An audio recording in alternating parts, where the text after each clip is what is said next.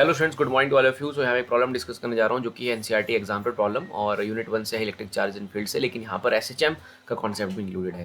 सो दो चार्ज हैं हमारे पास जिनका चार्ज है -q और सेपरेशन है उनका 2d, और वहाँ पर एक थर्ड चार्ज है q जिसे मिड पॉइंट पर रखा गया है और उसे डिस्प्लेस किया जाएगा, x डिस्प्लेस किया जाएगा such that x is very very less than d, और in the perpendicular to the line joining the two fixed charges as shown in the figure. We'll draw the figure there.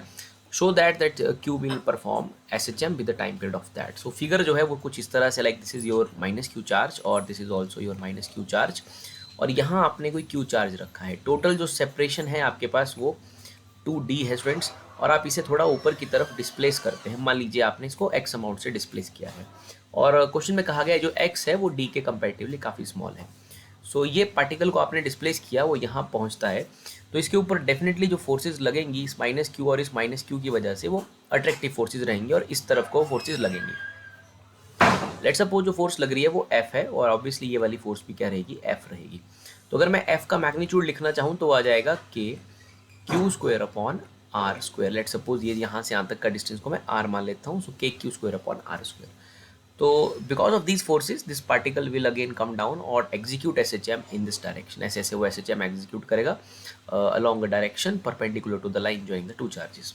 तो ये force का expression है। Let suppose this is theta. So students इस force के जो है वो obviously यहाँ कंपोनेंट्स रहेंगे। It is acting in this plane, so it is F sine theta component, और इस वाली फोर्स का भी यहाँ की तरफ एक कंपोनेंट रहेगा that is also F sine theta, और दोनों ही फोर्सेस के वर्टिकली डाउनवर्ड कंपोनेंट रहेंगे एफ कॉस थीटा और एफ कॉस थीटा। ये जो एफ है इसके कंपोनेंट है साइन कंपोनेंट और एक साइन कॉस कंपोनेंट, सिमिलरली इस एफ के भी रहेंगे। तो एफ साइन थीटा और एफ साइन थीटा तो हो गए आपस में कैंसिल। तो बेसिकली यहाँ जो नेट फोर्स बन रही है वो बन रही है F cos theta plus F cos theta, जिसे मैं लिख सकता हूँ 2f कॉस थीटा। तो बेसिकली अपने पास f का वैल्यू आ ही चुका है, सो it is k q² upon r²। Cos theta हम फिगर से निकाल लेंगे, बेस अपॉन हाइपोटेन्यूज। इस फिगर में जो बेस है वो x है और हाइपोटेन्यूज r है, तो आपका फॉर्मूला बन गया 2k q² x upon r³। बाकी आप देखिए आंसर में जो है वो d भी इंक्लूडेड है, तो हमें इस एक्सप्रेशन को d की टर्म्स में भी लिखना पड़ेगा, because this is time period. Time period हमें तब मिलेगा बिकॉज टाइम पीरियड का फॉर्मूला रहेगा 2π root inertia factor means m, और it is k, m upon k। तो हमें k निकालना है। k के लिए हमें रेस्टोरिंग फोर्स की इक्वेशन लिखनी है और जनरल SHM की इक्वेशन से उसको कंपेयर करके k को फाइंड आउट करना है। तो जब हम सॉल्व करेंगे तो डेफिनेटली आंसर में d आ रहा है, तो हमें इस इक्वेशन को d की टर्म्स में लिखना पड़ेगा। सो ये हमारे पास बन रहा है 2k q² upon x. Now r³, अगर आप r की वैल्यू देखिए, r इज बेसिकली, r जो फिगर में आप देखेंगे r है आपके पास root d² plus x²। Total d है लेकिन यहाँ से यहाँ तक का टोटल 2d है, बट यहाँ से यहाँ तक का d रहेगा, तो r की वैल्यू अपने को मिल जाती है d² plus x²। This is r³, so it can be written as d² plus x² cube, but power half भी है तो 3/2 आ गया। Now in the question it is given that x is very very small than d, so we'll ignore the x from this expression. So हमारा जो net force का expression है students वो कुछ इस तरह से बन जाएगा 2k q² x upon d³, that is the expression for net force. Now we can say that F is proportional to x, so this is the equation of SHM. We can say that we can compare with the equation of SHM. अगर मैं उसका magnitude simply लिखता हूँ it is equal to F is equal to kx, तो ये हमने अपने इस केस के लिए ऑब्टेन किया है। स्टैंडर्ड इक्वेशन ये है। यहाँ से कंपेयर करने पर आप देख सकते हो k को हम निकाल सकते हैं, that k can be calculated, और हम उसको सिंपली देखें अगर k को, तो यहाँ पर इक्वेशन को कंपेयर करें। इसको मैं इक्वेशन 1 नाम देता हूँ, इसको 2 नाम देता हूँ। इन दोनों को कंपेयर करने पर डेफिनेटली मुझे k मिल जाएगा।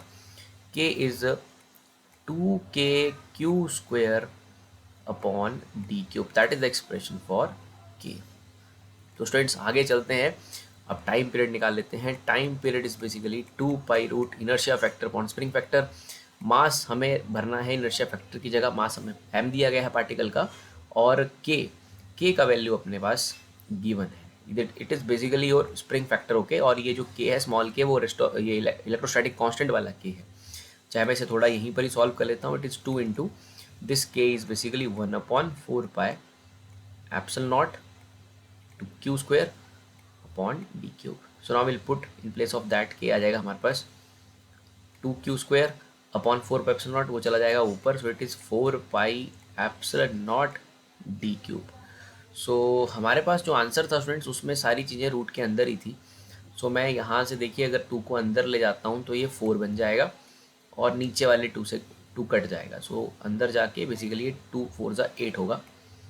पाई का पाई स्क्वायर होगा तो एक पाई ऑलरेडी है, सो इट इज़ 8 पाई क्यूब और साथ में है एम भी है, एप्सल नॉट भी है, डी क्यूब भी है और डिनोमिनेटर में सिर्फ क्यू स्क्वायर है। That is the expression for time period for this particle जो कि एस एच एम एग्जीक्यूट करता है, उसका टाइम पीरियड है। It is 8 pi cube epsilon naught M D cube upon Q square raise to power half. This is the answer for this question.